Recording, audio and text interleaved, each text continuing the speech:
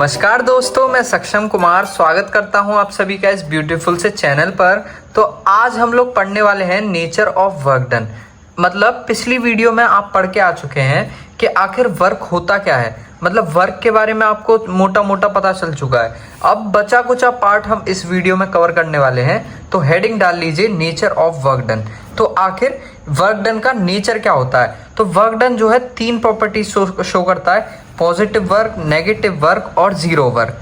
Positive work कब होगा, negative work कब होगा, जीरो वर्क कब होगा, हम तीनों चीज बात करने वाले हैं। तो देखिए, अगर मैं आपकी तसल्ली के लिए बता दूं तो देखिए, वर्क का हम फॉर्मूला क्या पढ़ते हैं कि वर्क जो है एफ एस कॉस थीटा के बराबर होता है। ठीक है, वर्क डन जो है एफ एस कॉस थीटा के बराबर होता है। तो मतलब वर्क जो है फोर्स पे डिपेंड करता है, वर्क जो है डिस्प्लेसमेंट पे डिपेंड करता है और वर्क जो है कॉस थीटा पे डिपेंड करता है। तो हम यहाँ पे कॉस थीटा को पकड़ेंगे। कॉस थीटा जब भी, मतलब कॉस थीटा की वैल्यू जब भी नेगेटिव होगी तो आपका नेगेटिव वर्क डन होगा, पर अगर कॉस थीटा की वैल्यू पॉजिटिव होगी तो वर्क डन आपका पॉजिटिव होगा। पर वहीं कॉस थीटा की वैल्यू अगर जीरो हो जाए तो वर्क कैसा होगा, जीरो होगा। तो वही चीज से अभी हम समझने वाले हैं नेचर ऑफ वर्क डन को। तो देखिए, अगर कॉस थीटा, ठीक है, कॉस थीटा अगर नेगेटिव हो जाए, पॉजिटिव, यहाँ पॉजिटिव वर्क पढ़ रहे हैं ना, तो कॉस थीटा अगर पॉजिटिव हो जाए तो उस समय जो वर्क आएगा वो कैसा आएगा, पॉजिटिव आएगा। ठीक है, और कॉस थीटा पॉजिटिव कब होता है, जब थीटा आपका कैसा हो, एक्यूट एंगल हो। एक्यूट का मतलब क्या है कि थीटा जो है 0 से लेके 90 डिग्री के बीच में होना चाहिए। ठीक है, तो जब भी एंगल आपका 0 डिग्री से लेके 90 डिग्री तक कोई भी बनना है, इसके बीच में कोई भी एंगल बनना है, तो वहां पे जो वर्क हो रहा होगा वो कैसा वर्क हो रहा होगा, पॉजिटिव वर्क हो रहा होगा। ठीक है, और वहीं अगर मैं बात करूं नेगेटिव वर्क की, तो कॉस थीटा की वैल्यू, ठीक है, अगर नेगेटिव हो जाए तो उस समय जो वर्क होगा वो कैसा होगा, नेगेटिव होगा। और कॉस थीटा की वैल्यू नेगेटिव कब होगी, जब एंगल जो कि आपका थीटा है वो कैसा हो जाए, ऑब्ट्यूस हो जाए। ठीक है, इसका मतलब जो थीटा है वो 0 डिग्री, मतलब 90 डिग्री से लेके 180 डिग्री के बीच में हो। ठीक, उस समय हम वर्क डन जो बोलेंगे, क्या बोलेंगे, नेगेटिव वर्क डन बोलेंगे। ठीक है, अब देखिए यहाँ पे मैं डायग्राम आपको ड्रॉ करके बता दे रहा हूँ। जैसे कि पॉजिटिव वर्क की अगर मैं बात करूँ तो फोर्स और डिस्प्लेसमेंट के बीच में 0 से लेकर 90 डिग्री के बीच में एंगल होना चाहिए। ठीक है, पर 90 नहीं होना चाहिए, ध्यान रखना। तो हम यहाँ पे लिख लेंगे, एक डायग्राम बना के दिखा दे रहा हूँ मैं आपको, तो क्लियर हो जाएगा। मान के चलो एक सरफेस है, ठीक है, उस पर वही बॉक्स वाला अगर मैं एग्जाम्पल ले लूँ, ये बॉक्स को अगर कोई बंदा ऐसे इस डायरेक्शन में फोर्स लगा के खींच रहा है तो इसका डिस्प्लेसमेंट किधर हो रहा है, आगे की साइड हो रहा है। तो इस समय जो एंगल बनना है वो थीटा बनना है, और यहाँ पे जो थीटा है वो कैसा एंगल है, एक्यूट एंगल है। तो इस समय जो वर्क हो रहा है वो कैसा होगा, पॉजिटिव हो जाएगा, क्योंकि कॉस थीटा की वैल्यू पॉजिटिव हो जाएगी। ठीक है, ये बात ध्यान रखना। अब देखो, नेगेटिव वर्क का एग्जांपल दूं तो नेगेटिव वर्क डन मतलब फोर्स और डिस्प्लेसमेंट के बीच में ऑब्ट्यूस एंगल होना चाहिए। अब आप कहेंगे कि भैया ये ब्लॉक रखा है, अगर मैं फोर्स इस डायरेक्शन में लगा रहा हूँ और डिस्प्लेसमेंट इस डायरेक्शन में हो रही है तो ये चीज़ तो पॉसिबल ही नहीं है। ठीक है, फोर्स इस डायरेक्शन में और मतलब मान के चलो मैं इस बॉक्स को इधर खींच रहा हूँ और डिस्प्लेसमेंट इधर हो रही है, ये चीज़ कैसे पॉसिबल है? तो इस चीज़ को पॉसिबल करते हैं। देखिए, एक एग्जांपल देता हूँ। मान के चलो एक इंक्लिनेशन है कुछ आपके पास और ये बॉक्स रखा है। ठीक है, अब इस बॉक्स पर एक फ्रिक्शनल फोर्स भी लग रही होगी। ठीक है, फ्रिक्शनल फोर्स लग रही होगी कैसे? मान के चलो अगर ये ऑब्जेक्ट इस डायरेक्शन में, अगर मैं इसे खींच रहा हूँ, ठीक है, पुली की मदद से अगर मैं इस ऑब्जेक्ट को इस डायरेक्शन में खींच रहा हूँ, तो जिस डायरेक्शन में मोशन कर रहा है उसके अपोजिट डायरेक्शन में एक फ्रिक्शनल फोर्स भी लग रही होगी। ठीक है, अब डिस्प्लेसमेंट तो इसका इस डायरेक्शन में हो रहा है क्योंकि मैं उस डायरेक्शन में खींच रहा हूँ। ठीक है, तो फोर्स और डिस्प्लेसमेंट, ठीक है, इन दोनों के बीच में अभी कैसा एंगल बना हुआ है, एक तरीके से ऑब्ट्यूस एंगल बना हुआ है, 180 डिग्री एंगल बना हुआ है। ठीक है, पर अगर मैं इसे थोड़ा सा ऊपर करके खींचूं, ऐसे करके यहाँ पे पुली लगा दूं, इंक्लिनेशन आपका यही रहे, तो वहां उस समय जो एंगल बनेगा वो कैसा बनेगा, ऑब्ट्यूस बनेगा।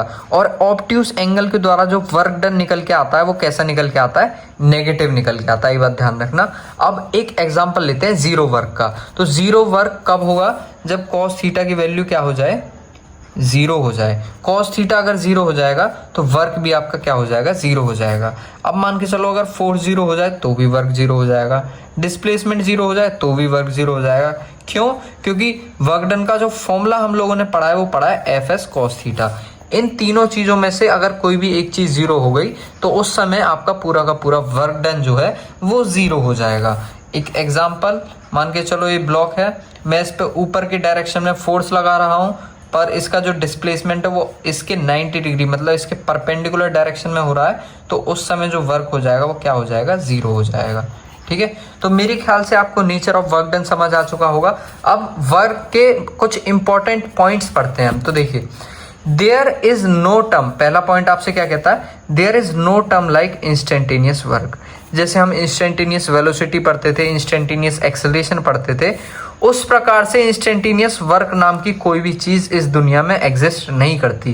क्यों नहीं करती? क्योंकि वर्क एक स्केलर क्वांटिटी है और वहां पे हमने जो इंस्टेंटेनियस वेलोसिटी और इंस्टेंटेनियस एक्सेलरेशन पढ़े थे, वहां पे जो क्वांटिटीज थी वो कैसी क्वांटिटीज थी, वो वेक्टर क्वांटिटी थी। और वर्क आपका एक स्केलर क्वांटिटी है, इसलिए यहाँ पे इंस्टेंटेनियस नाम जैसी कोई भी चीज नहीं पाई जाती। ठीक है, अब देखो सेकंड पॉइंट आपसे क्या कहता है कि work is independent of time.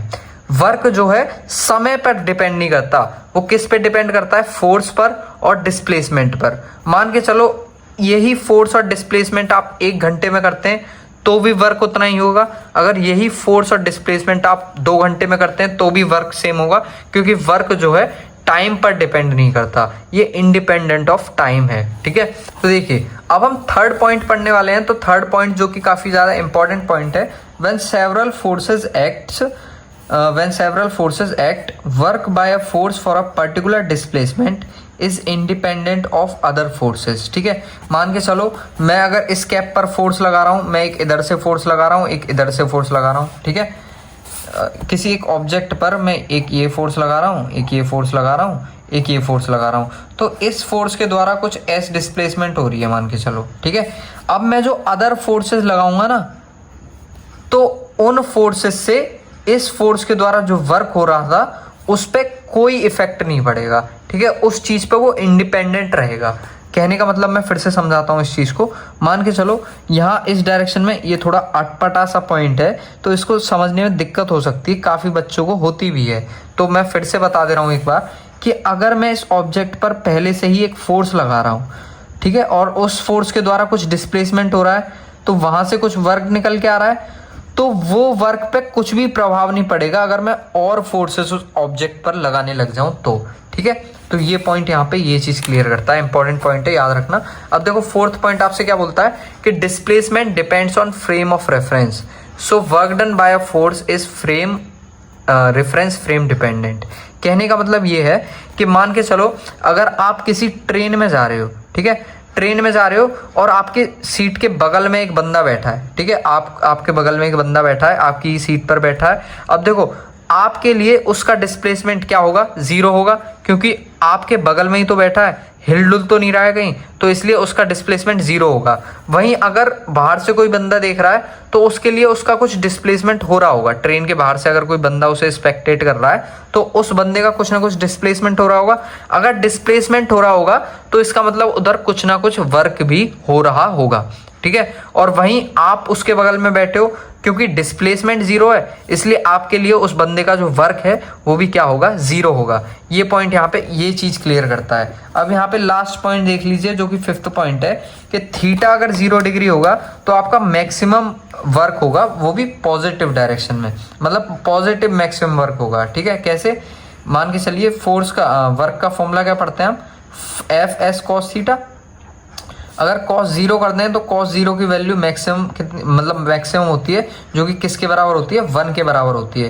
तो यहाँ से वर्क जो निकल के आ जाएगा फोर्स इंटू डिस्प्लेसमेंट के बराबर आ जाएगा डायरेक्ट। ठीक है, तो यहाँ पे मैक्सिमम वर्क होता है इन पॉजिटिव वे। ठीक है, पॉजिटिव नेचर में मैक्सिमम वर्क होता है। वहीं अगर थीटा जो है 180 डिग्री हो जाए तो हम वहां पे मिनिमम वर्क नहीं बोलेंगे, ध्यान रखना, हम वहां पे बोलेंगे कि ये भी मैक्सिमम वर्क है। ठीक है, ये भी क्या है, मैक्सिमम वर्क है, बट इन नेगेटिव नेचर। ठीक है, but in negative nature.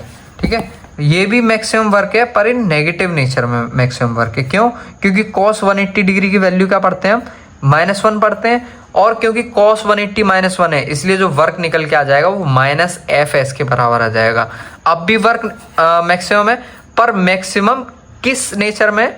Negative nature में। ठीक है, ये चीज ध्यान रखना। अब देखिए लास्ट पार्ट वर्क का क्या होने वाला है, graphical method to calculate work, मतलब वर्क को ग्राफ से हम किस तरीके से कैलकुलेट कर सकते हैं। और ध्यान रखना, अगर आपसे कभी भी ग्राफ के द्वारा वर्क पूछेगा तो वहां पे आपको फोर्स और डिस्प्लेसमेंट के बीच में ग्राफ गिवन होगा, ध्यान रखना इस चीज का। ठीक है, अब देखिए आप फोर्स और डिस्प्लेसमेंट के बीच में ग्राफ गिवन है। अब मान के चलिए यहाँ से आपसे वो वर्क डन पूछ रहा है कि नेट वर्क डन मेरे को बताओ कैसे निकालोगे तुम। तो आप कैसे निकालोगे? सबसे पहले आप ग्राफ देखोगे, फोर्स और डिस्प्लेसमेंट के बीच में जो पॉजिटिव जो ग्राफ होगा, पॉजिटिव जो एरिया होगा, मान के चलिए फोर्स और डिस्प्लेसमेंट का अगर आप एरिया निकाल लेंगे, एरिया कैलकुलेट कर लेंगे एफ ठीक है, फोर्स और डिस्प्लेसमेंट इन दोनों का अगर आप एरिया फाइंड कर लेंगे तो आपको क्या मिलेगा? वर्क मिलेगा। ठीक है, अब मान के चलिए आप पॉजिटिव एरिया अगर फाइंड करते हैं, ठीक है, जो पॉजिटिव वाला एरिया है तो वो आपको क्या बताएगा? पॉजिटिव वर्क बताएगा। मान के चलिए W1 है, ये कैसा हो जाएगा? पॉजिटिव वर्क हो जाएगा। क्यों?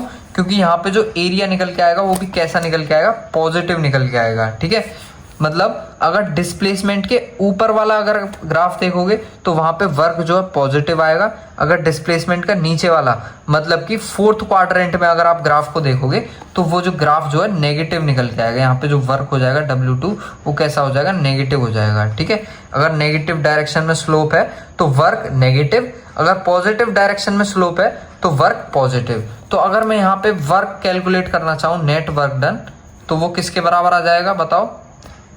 W1 plus W2। ठीक है, पर यहाँ पे W2 जो है प्लस तो हम लिख देंगे, पर W2 की वैल्यू क्योंकि नेगेटिव है तो यहाँ पे नेगेटिव साइन भी मस्ट है। तो W नेट किसके बराबर आ जाएगा? W1 minus W2। इस चीज का ध्यान रखना, आप ग्राफ का एक भी क्वेश्चन नहीं छोड़ के आ पाओगे। ठीक है, तो मेरे ख्याल से आपको यहाँ पे वर्क बिल्कुल पूरी तरीके से क्लियर हो चुका होगा। हम इस पे टाइप्स ऑफ क्वेश्चन भी कर चुके हैं। अगर आप और क्वेश्चन चाहते हैं तो एक वन शॉट में अलग से डालने वाला हूँ आगे। तो आशा करता हूँ आपको वीडियो पसंद आई होगी। अब नेक्स्ट वीडियो में हम पढ़ने वाले हैं कि आखिर पावर क्या होता है। पावर को हम पूरी तरीके से जड़ से खत्म करने वाले हैं नेक्स्ट वीडियो में। तो आशा करता हूँ आपको वीडियो पसंद आई। जब तक के लिए धन्यवाद। और अगर मन में कुछ क्वेश्चन, कुछ भी प्रश्न आपके जागा हुआ है तो आप कमेंट्स में पूछ सकते हैं मेरे से बेझिझक। मैं आपकी हेल्प करने को यहाँ पे हर समय बैठा हुआ हूँ। तो आशा करता हूँ आपको वीडियो पसंद आई हो। जब तक के लिए धन्यवाद।